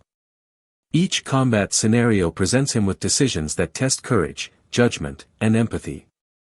In one pivotal sequence, Garen must rescue a wounded Lin Mei while simultaneously defending a critical position on the wall.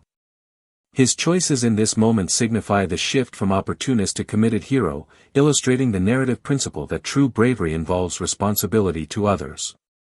Pedro Tovar, Garen's companion, provides a contrasting perspective, often emphasizing pragmatism and survival, which highlights the moral dilemmas inherent in war. Their dynamic reflects the tension between self-interest and collective good, a central concern of the film. The Tautai themselves are portrayed not merely as antagonists but as intelligent, adaptive threats that challenge human ingenuity.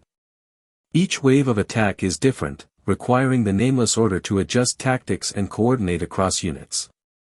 In one sequence, a massive Tautai attempts to breach the wall's gates using sheer force, prompting a coordinated counterattack involving the Bear troops' frontline defense, the Tiger unit's heavy artillery, and the Crane troops' aerial precision.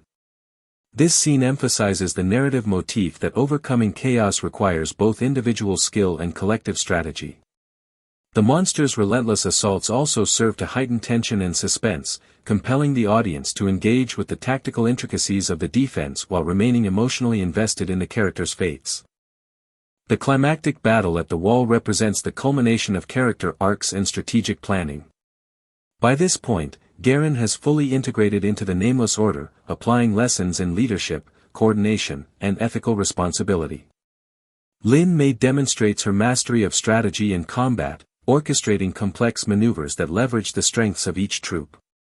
General Xiao exemplifies steadfast command, directing forces with authority and composure under extreme pressure. The Eagle Archers, Deer Cavalry, and Tiger unit work in perfect synchrony, showcasing the ideal of a harmonious and efficient collective. The Tautai, more numerous and aggressive than ever, test the limits of human endurance, forcing the defenders to innovate, adapt, and sacrifice to preserve the wall and protect humanity. The choreography of this sequence balances spectacle with narrative significance, ensuring that each action beat reinforces the film's moral and thematic concerns. Beyond the technical and visual achievements, the battle sequences are infused with emotional resonance. The losses sustained by the Nameless Order are tangible, and the consequences of failure are made clear. Each casualty, each heroic action, and each tactical decision carries weight, reminding the audience that the stakes are not merely abstract but deeply human. These elements contribute to the film's ambition to blend epic fantasy with meaningful narrative, ensuring that the spectacle serves the story rather than overwhelming it. In this way, The Great Wall elevates conventional action filmmaking by embedding emotional and ethical significance within its combat scenes. Characterization extends beyond the battlefield. Lin Mei, for example, is not only a skilled warrior but also a mentor and moral compass for Garen. Her leadership is defined by intelligence, compassion, and decisiveness, illustrating the film's emphasis on female agency and competence in positions of authority. General Xiao embodies traditional virtues of courage, discipline, and loyalty, representing a link to historical and cultural ideals. Strategist Wang's role highlights the importance of wisdom and foresight, reinforcing the theme that effective leadership integrates multiple qualities: strength, intelligence, and ethical judgment. Each character's development is closely tied to their function in battle and their interactions with one another, creating a cohesive narrative where action and personal growth are inseparable. The interplay between human characters and monstrous threats also invites reflection on broader themes. The Tautai can be interpreted as symbolic representations of chaos, existential challenge, or natural forces beyond human control. Their intelligence and adaptability force humans to confront limitations, collaborate, and innovate. In turn, the wall becomes more than a physical structure; it is a metaphor for resilience, collective effort, and the human capacity to confront adversity. Zhang Yimou's blending of mythology, history, and narrative philosophy ensures that the battles operate on multiple levels, providing entertainment while engaging the audience in thematic contemplation.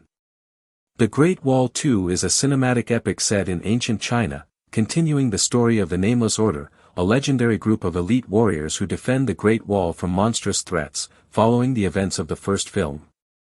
Years after the defeat of the Taotai, a far more intelligent and formidable enemy emerges in the form of the celestial Wirm, a cosmic creature whose forces move with strategy, coordination, and intelligence beyond any previously encountered adversary. The story begins with Garen, a seasoned foreign warrior, returning to China after hearing reports of strange sightings, villages abandoned, and forests scorched by creatures whose size and cunning defy belief. He meets Lin Mei, the commander of the Nameless Order, whose leadership is calm yet unyielding, guiding the new recruits and seasoned soldiers alike through rigorous training and preparation for the looming conflict. Together, they survey the wall, reinforce fortifications, organize artillery and archers, and coordinate strategies that blend centuries-old martial traditions with innovative tactics drawn from Garen's experiences abroad. Scouts report movement in the northern forests, and young archers like Lei confront their first true test when enormous serpentine creatures emerge from mist, striking with precision and adapting instantly to human attacks. Recruits such as Jia struggle with fear, yet rise to moments of heroism, learning that courage is not absence of fear but action in spite of it, and these personal arcs are intertwined with massive battles that erupt across valleys, mountain passes, and along the wall itself. The creature's intelligence forces the Nameless Order to continually adapt. They feint, split, and herd soldiers into ambushes, and the Wirm itself is revealed to be capable of learning from every encounter, making each confrontation increasingly dangerous. Deep reconnaissance uncovers hidden caverns, where luminescent walls pulse and ancient skeletal remains of colossal beasts lie, with carvings depicting humans and serpentine monsters locked in eternal cycles of war, hinting that these creatures have existed for millennia and that previous human civilizations fell before them. The narrative escalates to full-scale battles with the Wirm emerging from its subterranean lair, roaring and shaking the mountains with its immense size and strength, while soldiers fire arrows, launch fire projectiles, and engage in hand-to-hand combat, their courage, skill, and coordination tested to the limits. Lin Mei leads units with precision, cutting through enemy lines and inspiring recruits, while Garen exploits weaknesses in the Wirm's armor, maneuvering through chaos with experience and intuition, coordinating attacks with precision signals to prevent reinforcements from overwhelming their positions. Individual heroism is highlighted as characters like Lei fire arrows that save lives, Jia protects injured comrades, and veteran soldiers confront grief and exhaustion yet continue fighting, demonstrating the human cost and valor of war. The climactic confrontation in the Wirm's lair showcases a mix of strategy, improvisation, and brute strength, with bioluminescent caverns emphasizing the creature's alien and cosmic nature. Garen and Lin Mei strike in perfect synchrony, combining leadership, skill, and instinct to exploit vulnerabilities and ultimately drive the creature back, though not without cost. After the battle, the wall endures but bears scars, the landscape is devastated, and survivors work to rebuild communities, fortifications, and trust, while scholars and mystics record the encounters, analyze celestial alignments, and preserve the knowledge gained for future generations. Garen mentors new recruits and reflects on the moral weight of leadership, while Lin Mei strengthens the Nameless Order, ensuring continuity and adaptation for the challenges yet to come. The film explores themes of courage, sacrifice, leadership, legacy, unity, and resilience, emphasizing how individuals and communities confront forces far greater than themselves, balancing human ingenuity with moral responsibility. Produced as a Chinese-American co-production, the film blends Eastern martial arts choreography, historical architecture, and cultural symbolism with Western visual effects, cinematic spectacle, and large-scale battle sequences, making it appealing to global audiences. The cast features William Garen as the experienced warrior, Lin Mei as the disciplined and strategic commander, Lei as the young archer growing into heroism, Jia as the courageous recruit, and supporting soldiers, scholars, and foreign mercenaries who contribute to the defense of the wall. The visual design emphasizes panoramic wall vistas, mystical caverns, and terrifying creatures brought to life through advanced CGI, while cinematography alternates between sweeping battlefield shots and intimate close-ups of character expressions and emotional moments. Trailers and promotional material focus on the spectacle of massive battles, heroic human action, and the terrifying presence of the WIRM, highlighting the combination of mythological fantasy and historical epic. The target audience includes fans of action, historical fantasy, epic adventure, and international cinema, while the story also resonates with themes of legacy, intergenerational knowledge, and humanity's ability to rise against seemingly insurmountable odds. Ultimately, The Great Wall 2 presents a world where courage, strategy, collaboration, and moral fortitude determine survival, leaving audiences with an immersive cinematic experience that blends thrilling action, human drama, and philosophical reflection on the eternal struggle between humanity and ancient, unknowable forces. The climactic sequences of The Great Wall are among the most meticulously designed elements of the film, reflecting Zhang Yimou's commitment to blending spectacle with thematic resonance. The final assault of the Tao Ti, particularly the confrontation with the Queen, is not merely a battle of physical prowess but a collision of strategy, morality, and human ingenuity. Each troop of the Nameless Order has its moment to shine, emphasizing that victory is the product of coordination, discipline, and trust. The choreography of the battle reflects a deliberate balance between individual heroism and collective effort, demonstrating that no single character, regardless of skill, can confront the threat alone. This reinforces one of the film's central ideas: the survival of a community depends on the interdependence of its members, each contributing according to their unique strengths. The death of secondary characters, including Peng Yong and others, serves to heighten the stakes and underscore the tangible cost of heroism. These sacrifices are not sensationalized but presented with solemnity, inviting audiences to reflect on the weight of responsibility and the ethics of leadership in the face of existential threats. Strategist Wang's guidance, often delivered in quiet, strategic counsel, illustrates that intelligence and foresight are as critical as strength in overcoming seemingly insurmountable obstacles. The decision-making processes depicted during these sequences highlight the tension between risk and reward, courage and prudence, individual action and collective welfare. The destruction of the Tao Ti Queen is pivotal both narratively and symbolically. As the apex predator and orchestrator of the Tao Ti horde, the Queen represents cyclical chaos and the existential threats that recur across generations. Her defeat is emblematic of humanity's capacity to confront and overcome patterns of destruction, provided there is foresight, cooperation, and moral resolve. The interplay between technological innovation, such as the use of black powder explosives, and martial skill embodies a central theme. The convergence of intellect and physical courage is essential to preserving civilization against forces that seem beyond comprehension. This thematic core resonates beyond the fantasy setting, offering a metaphor for humanity's ongoing struggle to balance innovation, ethical responsibility, and survival in the face of complex, recurring challenges. Character arcs are further developed through their interactions and moral choices. William Guerin's transformation from self-serving mercenary to committed defender is mirrored by subtle shifts in Pero Tovar's pragmatism, which evolves toward greater courage and moral awareness. Lin Mei's leadership is tested through the ethical dilemmas inherent in the battle, including decisions about the deployment of troops and the prioritization of strategic objectives. Her success is both tactical and moral, illustrating that effective leadership requires balancing calculated decision-making with empathy and ethical responsibility. The interactions between these central characters highlight the narrative's insistence that heroism is not merely physical but deeply entwined with moral courage, personal integrity, and cultural understanding. The film's visual style reinforces these narrative and thematic elements. Wide, sweeping shots of the wall emphasize scale and human perseverance, while closer, more intimate framing during battle sequences conveys tension, fear, and resilience.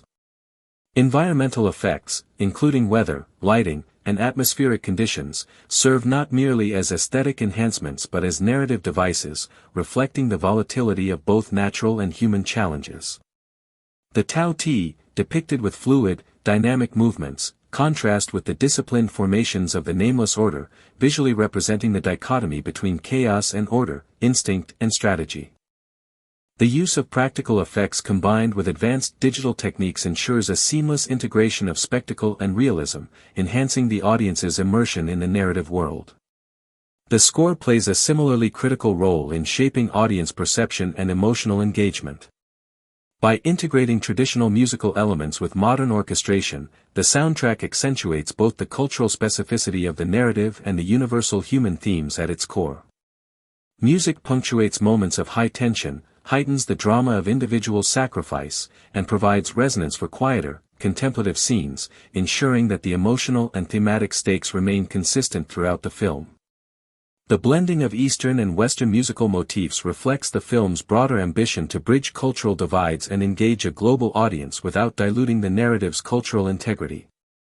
Critical and audience reception of The Great Wall illuminates the complexities inherent in cross-cultural filmmaking. While many praised the film's visual spectacle, intricate choreography, and ambitious scope, some critiques focused on narrative pacing, character development, and the integration of Western leads into a fundamentally Chinese story.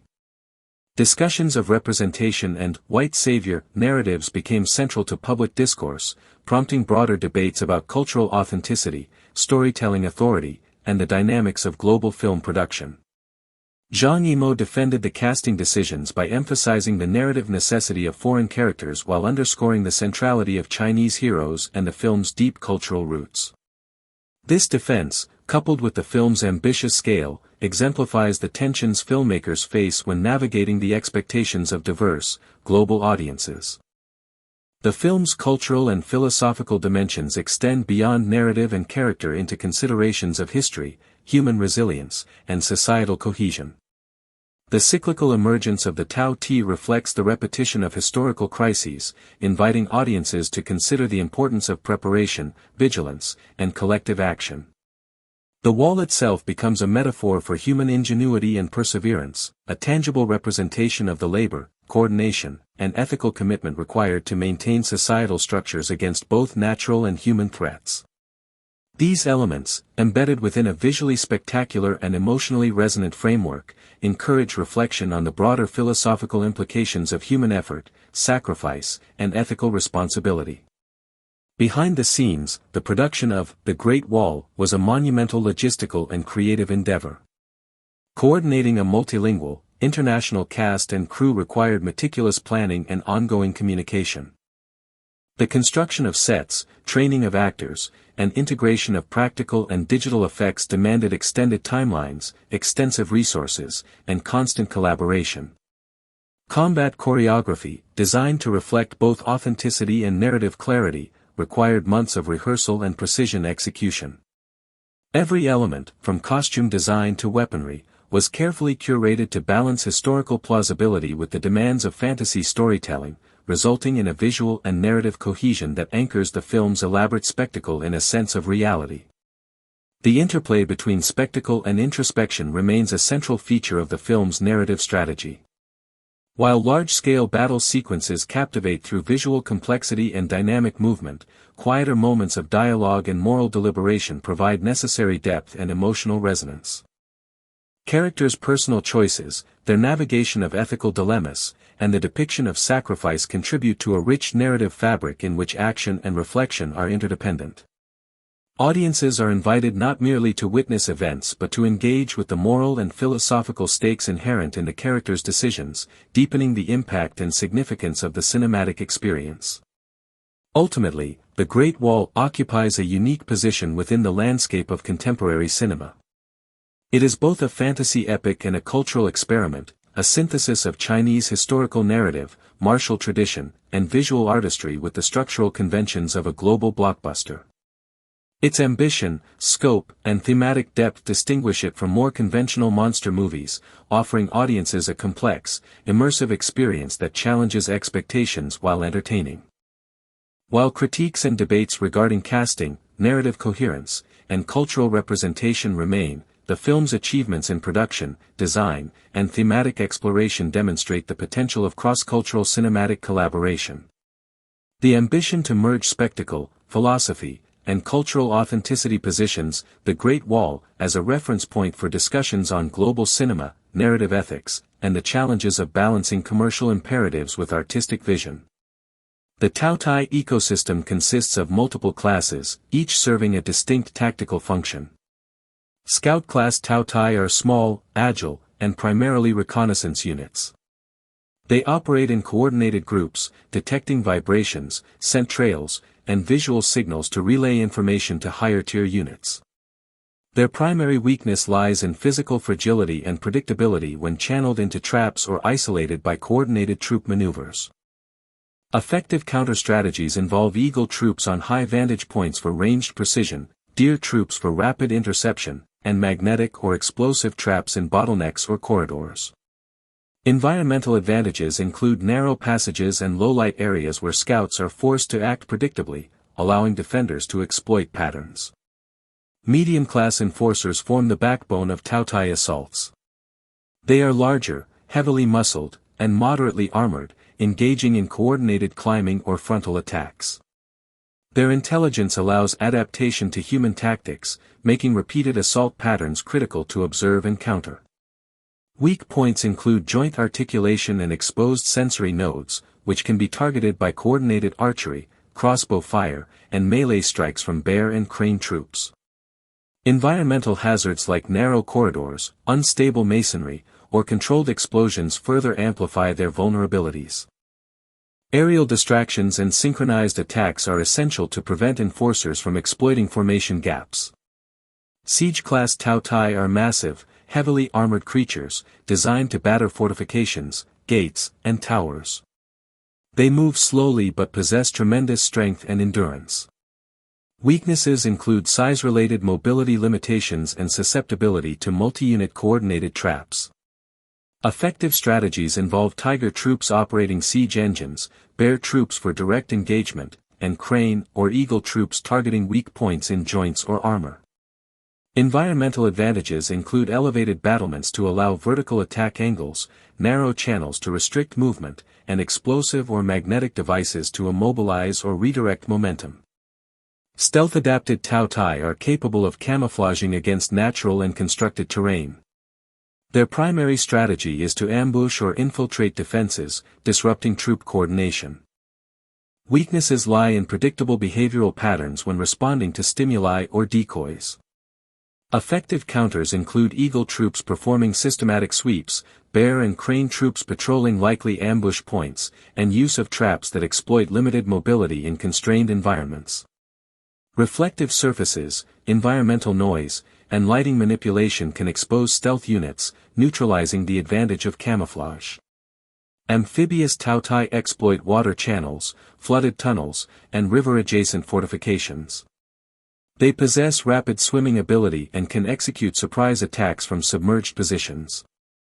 Weaknesses include limited mobility on dry terrain and susceptibility to concentrated ranged attacks during transitions between water and land. Strategies include deer troops for rapid interception on land, bear troops defending choke points adjacent to waterways, and eagle troops monitoring aquatic zones from elevated vantage points. Environmental considerations involve controlling water flow, flood channels, and limiting submerged approach paths to predictable entry points. Flying Taotai operate in support of apex predators, including the Phoenix entity. They are agile, capable of distraction, harassment, and coordinated aerial assaults. Weak points include susceptibility to high-angle ranged attacks and difficulty maintaining stable positioning against coordinated anti-air maneuvers. Strategies include eagle troops with advanced archery, crane troops for agile mid-air engagement, and decoy deployment to mislead flying units. Environmental factors such as wind, vertical clearance, and thermal currents are exploited for both offense and defense. The Phoenix entity represents the apex predator and ultimate threat in the sequel. It possesses regenerative abilities, energy manipulation, fire emission, and illusionary tactics. Weaknesses are momentary and require precise coordination to exploit, including timing combined arms strikes, environmental manipulation, and creating controlled vulnerabilities via decoy operations. Strategies for engagement integrate eagle, crane, bear, deer, and tiger troops in multi-layered attacks. Surface assaults, aerial distraction, and subterranean traps are synchronized to exploit fleeting weaknesses. Environmental conditions such as reflective surfaces, fire suppression methods, and choke points enhance tactical effectiveness. Troop specialization aligns with wall zones for optimal defense.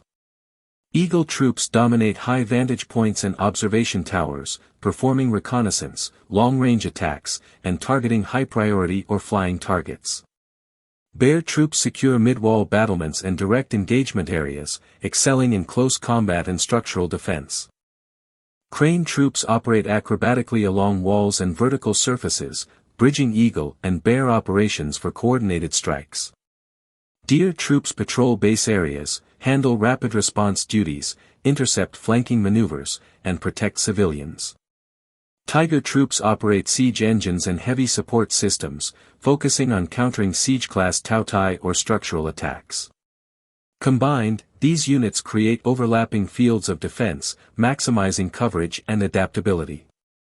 Environmental considerations are critical across the battlefield. Narrow tunnels, subterranean chambers, and water channels create choke points, favoring traps and coordinated assaults. Open plains, elevated battlements, and wall heights provide long-range engagement advantages and observation opportunities. Fire, smoke, wind, and lighting conditions are actively exploited to disrupt enemy coordination, expose weaknesses, and enhance human tactical flexibility. Seasonal and weather variations are also considered in deployment and engagement strategies, demonstrating comprehensive battlefield awareness.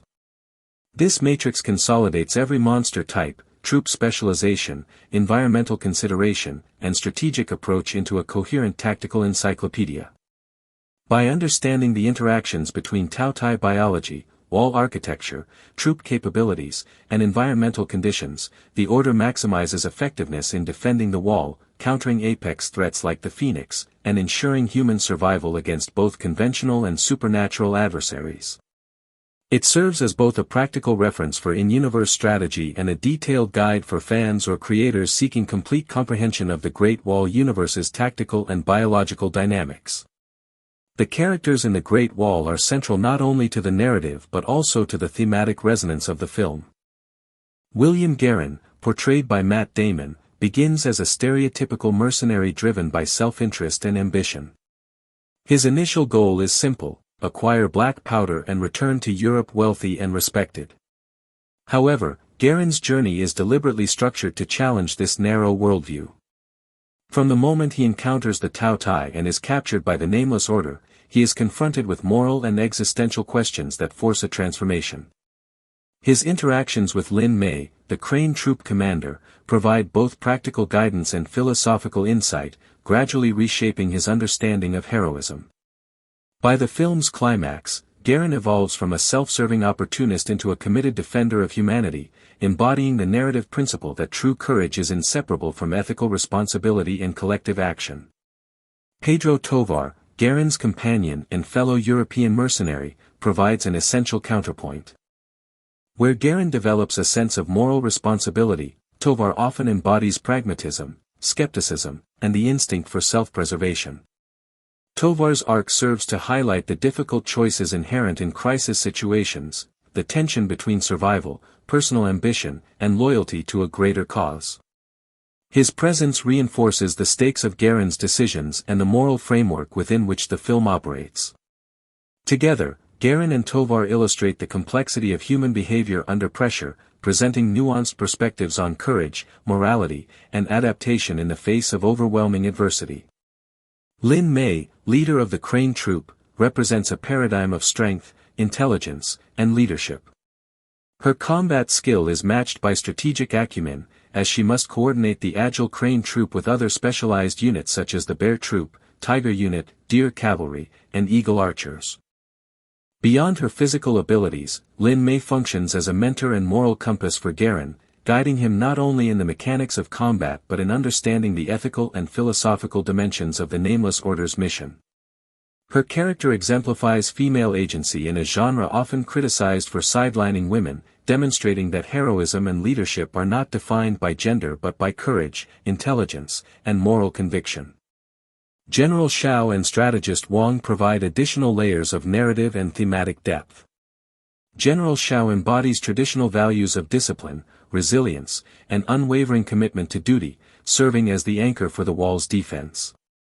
His presence reinforces the cultural and historical grounding of the story, linking the fantastical elements of the narrative to Chinese traditions of military strategy and leadership. Strategist Wang, by contrast, emphasizes foresight, analysis, and the importance of adaptability. His guidance ensures that the order is not merely reactive but proactive, capable of anticipating and countering the unpredictable threat of the Taotai. The interplay among these leaders creates a narrative ecosystem in which human intellect, physical skill, and ethical judgment intersect, highlighting the multifaceted nature of heroism and collective effort. The cinematic techniques employed by Zhang Yimou and his team further amplify these character dynamics. Camera work plays a crucial role in establishing both scale and intimacy. Wide, sweeping shots emphasize the immensity of the Great Wall and the vastness of the battlefield, situating characters within a monumental context that underscores the stakes of their actions. In contrast, close-up shots during combat or critical emotional moments allow viewers to engage with characters' internal states, capturing tension, fear, determination, and moral deliberation. The juxtaposition of these perspectives ensures that the narrative remains emotionally engaging even amid large-scale spectacle. Editing is used strategically to maintain clarity and pacing during complex battle sequences. Quick cuts are employed to convey urgency and chaos during monster attacks, while longer, sustained shots allow audiences to appreciate choreography, troop coordination, and the strategic interplay of units. The balance between rapid editing and sustained visual clarity ensures that viewers are never lost amid the action, while still experiencing the intensity and stakes of combat. The visual rhythm mirrors the narrative rhythm, reinforcing both plot progression and character development through the medium of cinematic technique. Sound design and the musical score also contribute significantly to character perception and narrative immersion. Ramin Djawadi's compositions are carefully attuned to the on-screen action, providing auditory cues that signal impending danger, heroic action, or emotional resonance. Specific musical motifs are associated with individual troops or characters, subtly reinforcing their narrative function. For instance, Lin Mei and the Crane Troop are accompanied by soaring, agile motifs that mirror their aerial maneuvers, while the Bear Troop sequences are underscored by heavy, resonant tones emphasizing power and endurance. The soundscape created by combining orchestral music, diegetic battle sounds, and ambient environmental effects allows audiences to feel fully immersed in both the physical and emotional stakes of the narrative. The psychological development of the characters is further reinforced through their responses to loss, adversity, and moral dilemmas. The film does not shy away from depicting casualties among the Nameless Order, emphasizing that heroism entails risk and often requires sacrifice. These moments of loss serve multiple narrative functions. They heighten tension, establish stakes, and provide opportunities for character growth. For William Guerin, witnessing the sacrifices of the Nameless Order catalyzes his transformation, deepening his empathy, sense of duty, and understanding of collective responsibility. Lin Mei's leadership is tested by these same losses, highlighting her resilience, adaptability, and capacity for decisiveness under pressure. The interplay between personal risk and collective strategy underscores the film's central thematic concern, the integration of individual courage within the context of communal effort. The interplay between historical authenticity and mythological imagination also enriches character perception. The Wall and its troops are grounded in historical and cultural research, lending credibility to their actions and strategies, while the Taotai introduce fantastical elements that challenge both the characters and the audience. The juxtaposition of realistic tactical planning with mythical adversaries creates a dynamic narrative environment, in which characters must navigate both physical and moral landscapes. This duality reinforces the intellectual and emotional stakes of the story, ensuring that audience engagement extends beyond visual spectacle to philosophical and ethical reflection.